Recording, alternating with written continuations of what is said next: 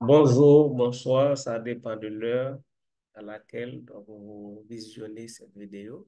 C'est un plaisir de vous retrouver pour continuer avec le cours sur la géométrie moléculaire, mais cette fois-ci, donc on va faire des exercices. Donc, vous avez reçu deux vidéos sur la théorie concernant cette notion. Maintenant, on va, et à travers ces exercices, donc, essayer de consolider des connaissances théoriques que vous avez acquises donc, antérieurement.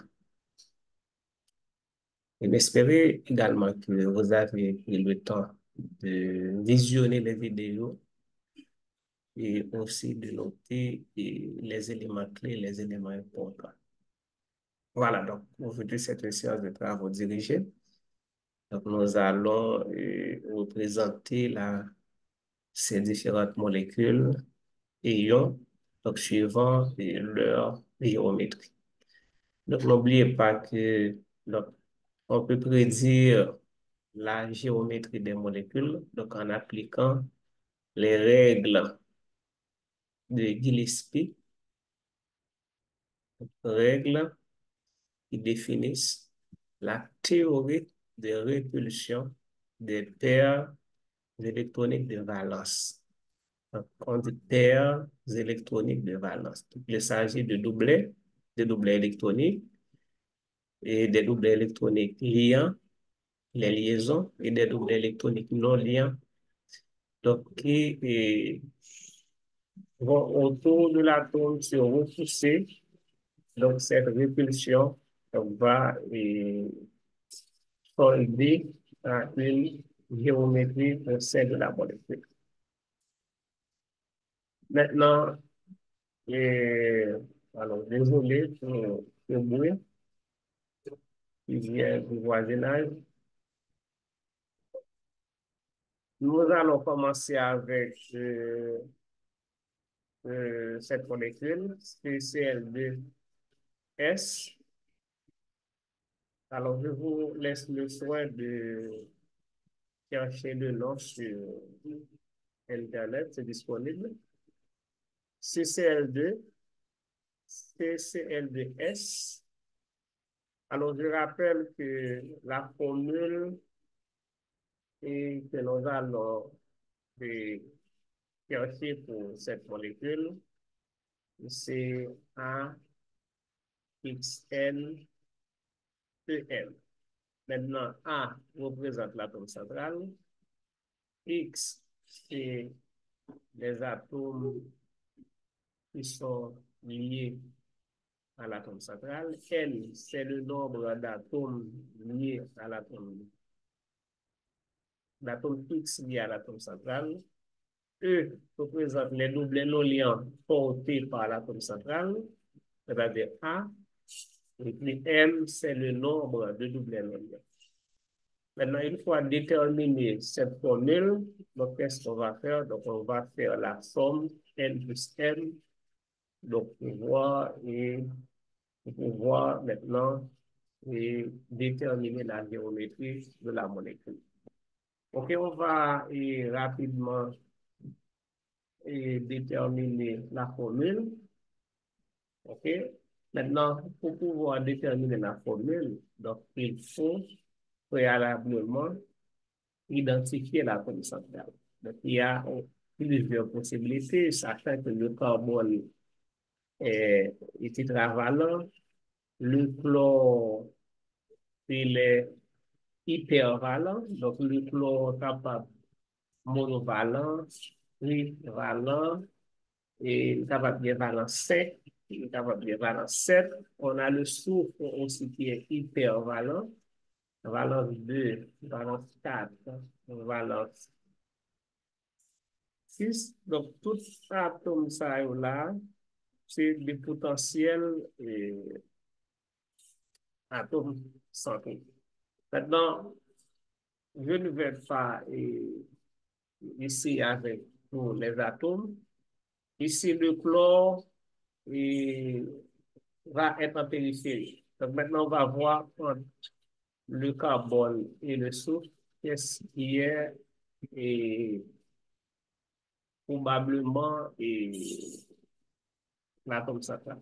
Donc, on sait que le soufre, et si on considère le soufre comme atome central, ok, donc maintenant, à remarquer que ici, on a deux chlores et puis on a deux carbones.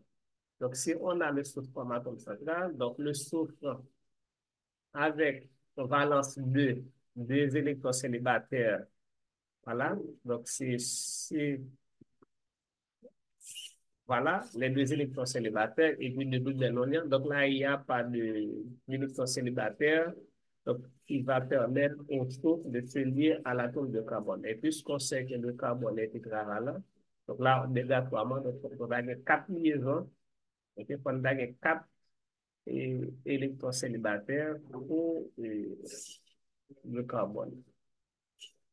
OK? Et quatre électrons. Donc maintenant, on a dit que soufre, il y a valence 6.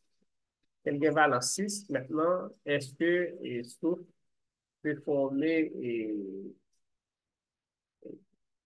quatre liaisons? Voilà, comme ça. Et non, je ne crois pas. Je ne crois pas. Donc, et je ne crois pas que soufre peut former quatre liaisons. Donc, on a déjà rencontré des molécules dans lesquelles le soufre, donc il forme deux liaisons, c'est deux cinq liaisons, il forme quatre liaisons, c'est deux doublets, par exemple, dans le SO2, et dans le SO4, et deux moins sont encore arrivés à SO4, donc le soufre, il forme six liaisons, donc c'est deux doubles liaisons avec deux liaisons sigma, mais jamais et on n'a pas encore vu des molécules côté que soufre, les forment trois triple liaisons ou encore quatre liaisons. Donc, oui, je ne pas quoi on a déjà besoin de ça. Donc, ça, cette proposition n'est pas correcte. OK? Donc, cette proposition n'est pas correcte. Donc, maintenant, essayons avec le carbone. OK? On va essayer avec le carbone. Carbone comme atome central. Voilà, donc on a le carbone comme atome central. Donc, on met de soufre. Voilà, il est divalent. Quand plus il est divalent, il y a deux doubles non-liants. OK, et puis voilà, donc on met Cl monovalent, Cl monovalent. Très bien. Donc, ça, c'est une position correcte puisque on regarde bien. Donc, nous gagnons le carbone ici, il est au centre, c'est la bombe centrale. Donc, octet est respecté pour le carbone. Et puis, on a pour les électrons de valence 1, 2, 3, 4. Donc, il n'y a pas de charge. Et octet est respecté pour le soufre. Donc, les électrons de valence aussi, 2, 4, 5, 6. Donc, le soufre, c'est 6 électrons de valence. Le chlore, et voilà. On a octet, c'est respecté pour le chlore. Donc, je n'ai pas représenté les doubles non-liants, mais c'est là. Et on sait que le chlore est OK, voilà. Donc, c'est 2, 4, 6, 8, 2, 4, 6, 8. Donc, est-ce que les électrons de valence sont respectés? Oui, 1, et plus 6, ça fait 7. Donc, les halogènes, c'est 7 électrons de valence. Voilà une structure de Lewis, une notation de Lewis correcte pour CCl2S. Maintenant, nous déterminer l'atome central là. Donc, on va pouvoir maintenant écrire la formule. OK? Donc, on a les, donc l'atome central A, c'est le carbone. OK? Cet atome de carbone, il est lié à trois autres atomes. Donc, ici, c'est X, X3. OK? Maintenant, est-ce que l'atome central porte des doubles non-liants? Non. L'atome central ne porte pas de double non-liant. Si l'atome central n'est pas bien double non-liant, c'est-à-dire M est égal à 0. Donc maintenant, la somme n plus n, donc égale à quoi? Ici, voici n, voilà. Est-ce que vous voyez n? Donc n correspond à 3. Est-ce que vous voyez? Donc n correspond à 3. Donc maintenant, on va dire c'est 3 plus 0, donc égale à 3. OK? 3 plus 0 égale à 3. Donc rappelez-vous, et quand on a un x3, donc ça correspond à quelle géométrie? Attendez-nous, ça correspond à quelle géométrie? Exactement. Donc, ça correspond à la géométrie trigonale plane. Donc, maintenant, géométrie trigonale plane, ouais, donc j'ai dessiné la structure de la molécule correctement. Donc, je vois, donc trigonale plane, c'est-à-dire qu'on a les trois côtés, un, 2, 3, OK? Ensuite, plane, toutes les liaisons sont dans le même plan, c'est-à-dire que toutes les liaisons là, yo collé sur l'écran, pas gain qui détaché de l'écran, c'est ça, c'est ce que ça veut dire. Donc, plane. Et ensuite, angle de liaison, dans ce cas, c'est 120 degrés. Voilà. Il faut se rappeler des angles de liaison, 120 degrés. Voilà pour la géométrie de cette molécule. OK, donc on poursuit avec SOCl2.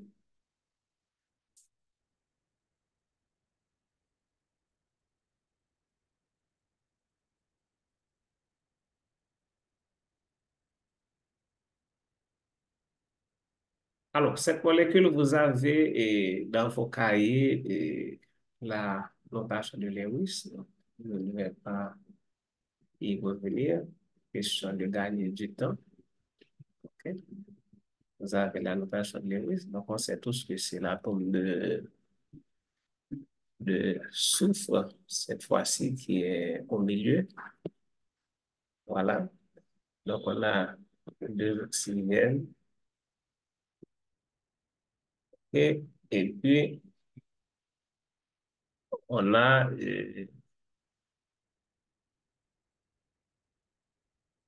atome de chlore. Non? Et FOCl2. Alors, excusez-moi, c'est un atome d'oxygène. Justement, vous êtes là, 5 liaisons, donc c'est valeur 5. Donc, désolé. OK, donc ici, on a un oxygène. Laissez-moi effacer. OK, ça peut bien. OK, voici l'oxygène. Donc, avec ces doublets, voici Cl et Cl. Donc, laissez-moi représenter les doublets en rouge.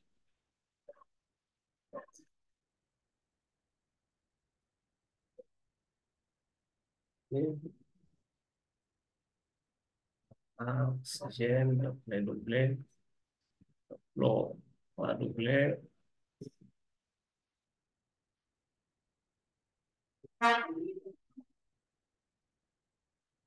Et le doublet. Voilà. Donc, vous avez dans vos cahiers la notation de Lewis de cette molécule, chlorhydrothionine. OK, chlorhydrothionine. Donc, c'est un réactif utilisé pour transformer les alcools en halogénoalcanes. Oui, oui, je vois. C'est un réactif utilisé pour transformer les alcools en halogénoalcanes. Donc, halogénoalcane, c'est RX. R, c'est le radical alkyle. X, c'est pour l'halogène. OK, ouais. Halogénoalcane. RX, c'est la formule générale des halogénoalcanes. RX ou halogénure d'alkyle. On ne va pas dire halogénoalcane, mais halogénure d'alkyle. OK, donc revenons à notre sujet principal. Donc ici, l'atome central est clairement identifié, donc c'est l'atome de soufre. Maintenant, la question qu'il faut se poser ici, c'est est-ce que le soufre ici possède des doublets non liés? Donc, je rappelle que quand le soufre est à la valence 2, donc il y a deux doublets non liés. Quand il y a valence 4, il y a un seul doublet non lié. Donc, on va me mettre. Et quand il y a valence 4, il y a un seul doublet non lié. OK, voici le doublet non lié. OK, donc valence 2, c'est H2S. Valence 4, donc c'est chlorure de chionyle, c'est SO2. Et valence 6, c'est SO4 de moins, H2SO4 et thiosulfate, etc. OK, maintenant, on a identifié l'atome central.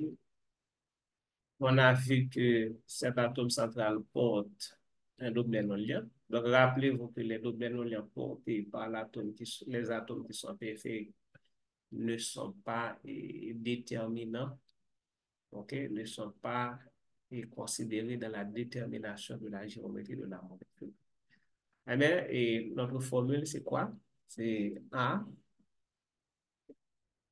Et l'atome central, c'est le soufre. Donc, il est lié à trois autres atomes. Donc, X, c'est pour les atomes qui sont liés à l'atome central. Et puis, 3, c'est le nombre d'atomes qui est d'atomes périphériques qui lient à l'atome central. Et puis, est-ce qu'on a doublé, on a des doublets? Oui, on a un doublet non liant. Et puis, E. Voilà ce qu'on a comme géométrie. Voilà ce qu'on a comme formule alors. Donc ici, quand on fait la somme N plus M, ça donne 4. C'est 3 plus 1, donc nous gagnons 4. OK? Donc nous gagnons 4. Et là, l'angle de liaison est proche de l'angle qu'on trouve dans le tétraèdre, 109,5. Donc ici, c'est la géométrie pyramidale à base triangulaire. Okay? Quand on a AX3E, donc ça correspond à la géométrie pyramidale à base triangulaire. Donc, si vous voulez, nous sommes capables de dessiner. Voilà, c'est la base triangulaire. Okay? On va transformer en dessin. On va faire un dessin. Voici la base triangulaire. Et puis, là, OK. Est-ce que vous voyez? Voilà. Donc, maintenant, on a au centre, excusez-moi, donc on a au centre, et on a au centre l'atome principal, ok, l'atome principal, donc il est lié avec ces trois, et puis le doublet non liant, donc lui-même lié au sommet. Ok, donc voilà pour la géométrie de la molécule. Donc, chlorure de chionyle, SOCl2. Donc, les gains en géométrie, pyramidale. Ouais, c'est une pyramidale à base triangulaire. Donc, il est capable, il y a une molécule qui est capable de en géométrie et pyramidale à base rectangulaire. OK? Mais là, ça qui intéresse nous là, c'est pyramidale à base triangulaire. OK? Donc, j'attends les questions. On va passer à CH2. OK? Dans les cours précédents, donc, nous avons vu que CH2O, c'est la formule empirique de plusieurs molécules. Okay? Donc, je ne me rappelle pas de toutes les molécules, mais on a vu, par exemple, le glucose. OK? Donc, c'est H2. la formule empirique de glucose. Donc, je crois aussi c'est la formule empirique de acide acétique, oui, acide acétique. Voilà, il suffit de multiplier par 2. Donc, si on multiplie par 2, donc on a bien C2H4O. Donc, C2H4O. Donc, c'est la formule brute de euh, acide acétique ou acide méthanoïque. Et si on multiplie par 6, on a bien C6H12O6. Donc, tout le monde sait que C6H12O6. Donc, c'est cette formule brute. Donc, le glucose et un paquet d'autres sucres, par exemple galactose, mannose, qui sont tous des isomères. OK? Voilà, donc on est à ce niveau. Voilà, on est ici. OK, on est ici. Donc, toujours la même question, c'est quel est parmi ces trois atomes, carbone, hydrogène, oxygène, l'atome central?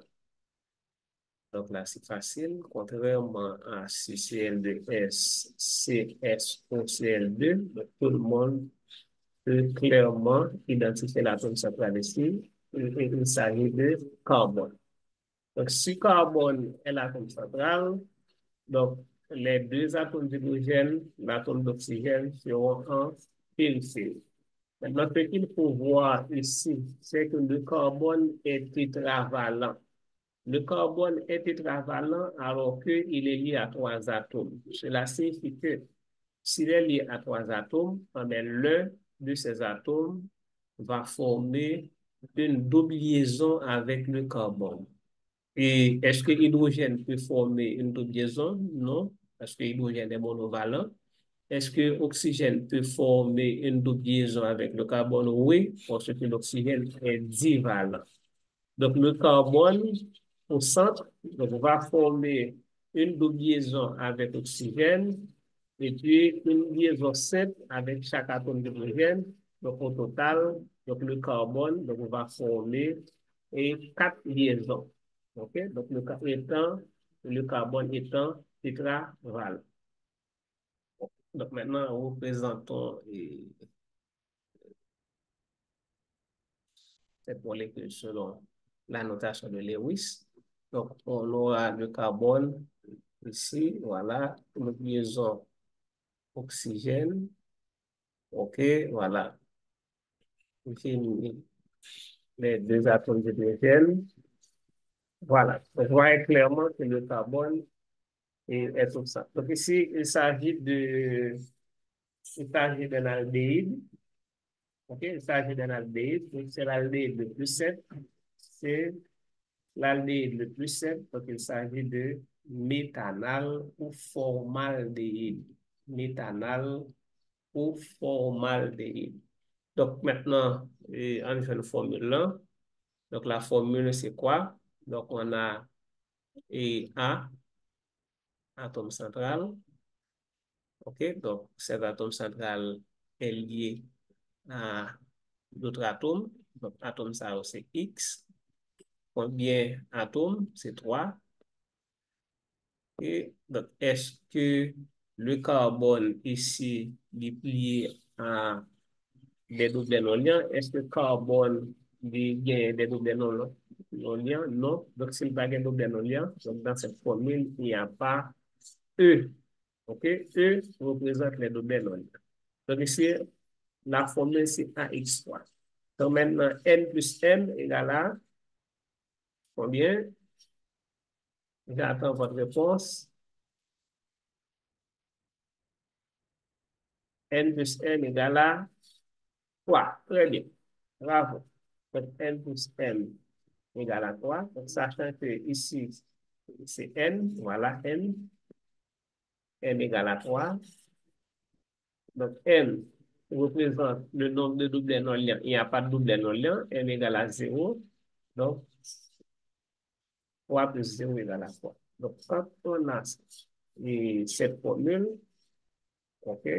Donc, AX3, donc là, on a géométrie trigonale plane. Donc maintenant, c'est important de se souvenir de cet exercice. Parce que quand dans une molécule, vous avez un carbone qui forme une double liaison, OK? Dès que le carbone forme une double liaison, donc la géométrie autour de cet atome de carbone, c'est trigonale plane. Avec quel que soit élément que lié, hein, que lié avec l'autre carbone, que lié avec l'autre atome, oxygène, soufre, dès que carbone est formé en double liaison, donc la géométrie, c'est trigonale plane. Je peux prendre l'exemple de l'éthylène avec vous. On prend l'exemple d'éthylène avec nous. Éthylène, OK. Donc, dans l'éthylène, qu'est-ce qu'on a? Donc, on a deux carbones. Voilà. OK. Par contre, si nous remarquons, tout écrit molécule suivant sa géométrie. Voilà. Est-ce que vous voyez?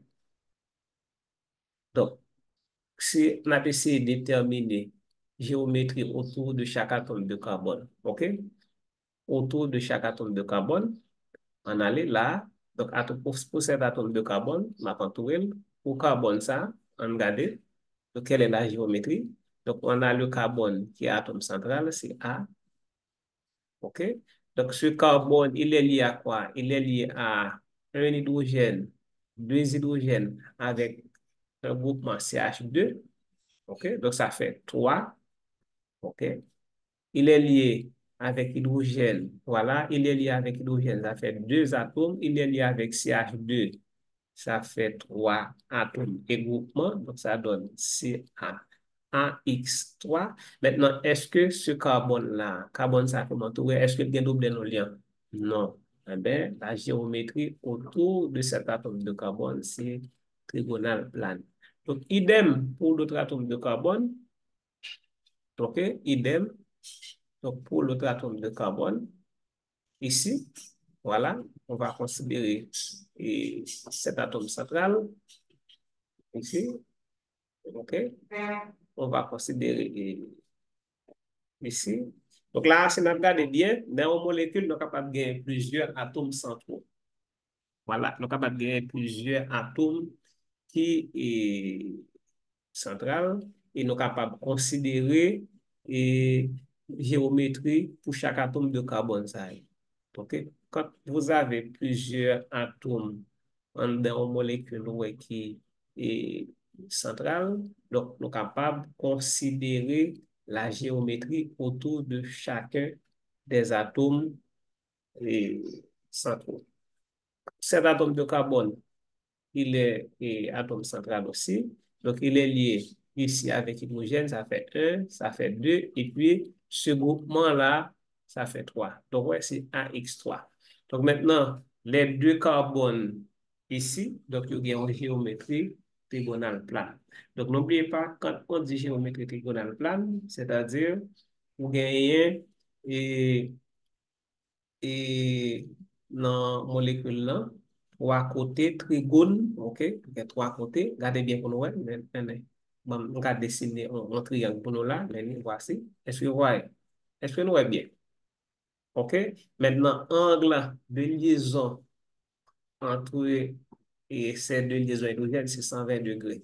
OK? C'est le même angle pour ici et pour ici. Donc, ça donne 360. Et puis, ce qu'il faut se rappeler aussi, quand on a la géométrie trigonale plane, c'est que tous les atomes sont dans le même plan. Par exemple, pour éthylène, donc les six atomes hydrogène, les quatre atomes d'hydrogène, les deux atomes de carbone sont dans le même plan. C'est-à-dire que tout est couché sous écran, ils sont collés avec écran, donc ils sont dans le même plan. Donc, adjectif nous capables d'utiliser pour traduire ça, c'est ces atomes sont coplanaires. Coplanaires. Ouais, planaire, plan, co, même. Donc, et ces atomes appartiennent au même plan. OK? Donc, dans les aldéhydes, donc, on a CO. OK? On va profiter de ça pour attirer attention sur ça parce que c'est important. OK? Voilà.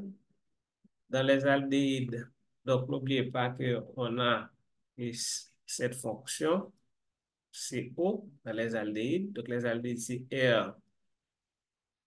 RH, voilà, chaud. Donc, ouais, donc la fonction aldéhyde, c'est une fonction qui a une géométrie trigonale plane. OK? Alors, on parle de la fonction. Voilà, chaud, géométrie trigonale plane. Idem pour les cétones.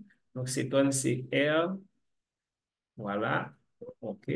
Est-ce que vous voyez? Nous, j'aime vous présenter. Donc, désormais, quand vous écrivez une cétone, il faut prendre le soin de préciser la géométrie autour du carbone et fonctionnel. Le carbone fonctionnel, c'est le carbone qui est lié à l'hétéroatome. Donc ici, l'hétéroatome, c'est l'oxygène. Donc un hétéroatome, c'est tout atome qui est différent de hydrogène et carbone.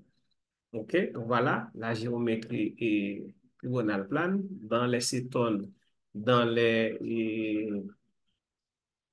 aldéhydes, dans les alcènes aussi, mais dans les alcènes, c'est les carbones qui partagent la double liaison. OK, voilà. C'est les carbones qui partagent la double. Par exemple, si vous avez ici CH3, donc CH3, voilà. Donc, cet atome de carbone a une géométrie tétraédrique parce que c'est CH3, mais par contre, donc ces deux carbones qui partagent la double liaison, ils ont même une géométrie trigonale plane. Et puis, un dernier exemple pour terminer. Parce que songez, disons que dès que vous avez un atome de carbone qui forme une double liaison, automatiquement, nous mettons fermé genoux, dit carbone, ça, lié en géométrie trigonale plane. Par exemple, dans les acides carboxyliques. Donc, c'est R,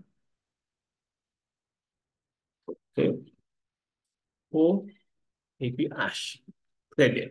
Maintenant, est-ce que vous voyez, donc, dans cet acide carboxylique, voici l'atome de carbone qui forme une double liaison avec oxygène. Mais justement, donc le fait qu'il forme une double liaison avec oxygène, donc, nous regardez bien, donc là, nous gagnons en géométrie, mais, ouais, donc en géométrie trigonale plane. Très bien. Donc, pour les acides carboxyliques. Maintenant, ça me permet de nous constater, c'est l'oxygène ici. Donc, l'oxygène ici, c'est aussi un atome central. Pourquoi? C'est parce que d'un côté, il est lié à l'hydrogène, de l'autre côté, il est lié à ce groupement. OK? Laissez-moi mettre l'oxygène. Voilà. Il est lié à ce groupement. OK? Maintenant, si on a déterminé géométrie autour de l'atome d'oxygène, donc ça n'a dit, donc oxygène c'est A, il est lié à deux groupements, hydrogène et puis ce radical, on appelle ce radical radical acyle, acyle, ok? On l'appelle radical acyle, c'est R, liaison C, double liaison O, C, liaison, c'est acyle. Donc, il est lié à deux radicaux. Et est-ce que l'oxygène gagne double non-lien? Oui, oxygène gagne deux doubles non-liens. Donc, E2. Donc, quand on a cette formule AX2E2, donc ça correspond à quelle géométrie? Géométrie coudée. Donc, effectivement, est-ce que nous pas ouais que nous représentons l'oxygène correctement? Nous pas ouais? Voici la géométrie coudée. Nous représentons correctement. Voici la géométrie coudée. Mais coudée. Nous représentons correctement. Donc, si moi, je mettais le tout long, il n'est pas d'abord. Donc là, c'est effectivement la géométrie coudée. Donc, ce qu'il faut retenir, parce qu'on va s'arrêter ici, c'est que dans une molécule, donc on est capable de gagner un atome central, on est capable de gagner plusieurs atomes centraux. Chaque atome central, eh bien, il gagne une géométrie pareille. Voilà. Donc, j'arrête ici. Donc, je vous laisse le soin de déterminer la géométrie pour HOCl et puis PO4 3-. OK, donc là, et communiquer le résultat et dans le commentaire sur page YouTube. Donc, merci de prendre le soin de visionner la vidéo et aussi de poser des questions. À la prochaine pour une nouvelle séance et de travaux dirigés.